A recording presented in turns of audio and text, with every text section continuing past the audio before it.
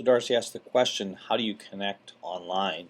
And while I know his intention here is to leave this wide open, obviously we have to have our own personal definitions of what that means and how we want to speak to that. So I guess um, what I've done just thinking about this is broken up my interactions with people online into about 3 different categories. And again, there's lots of overlap, and these aren't by any means scientific. They're just the way that I tend to think about these things. So obviously it happens in a number of ways. There's lots of synchronous, there's lots of asynchronous connections.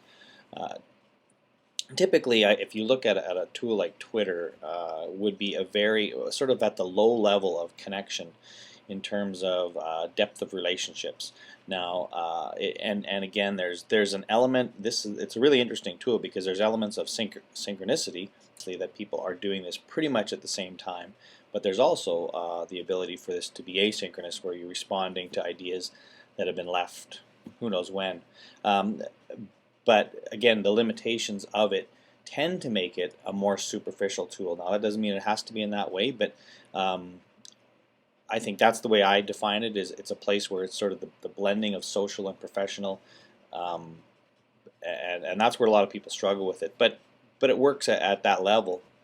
The next level, I guess, I look at when I think about how I connect online would be and I'll use a broad term of blogs, but basically publishing spaces where people invest time to publish written or video or audio. There could be podcast too, I guess, but that larger publishing space. So I connect to much more connecting to their ideas, and yet at the same time, there's obviously elements of personality that comes through as well. But that publishing space connecting to is very important for me in terms of particularly my professional development.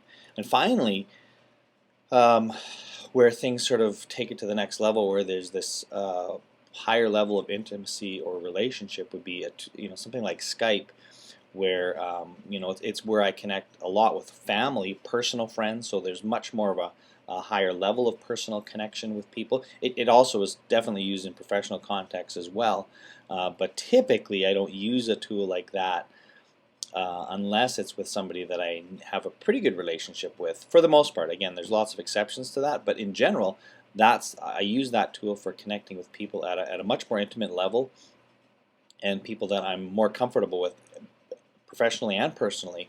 But I guess so. Just to recap, I guess the 3 levels then are this low level of superficial connection with a tool like Twitter, a second level of more professional, intellectual learning spaces and publishing spaces, and then finally the more intimate types of connections using tools like a Skype, where there's definitely much more a richer, deeper sense of connection. So anyways, that is how I connect to people online.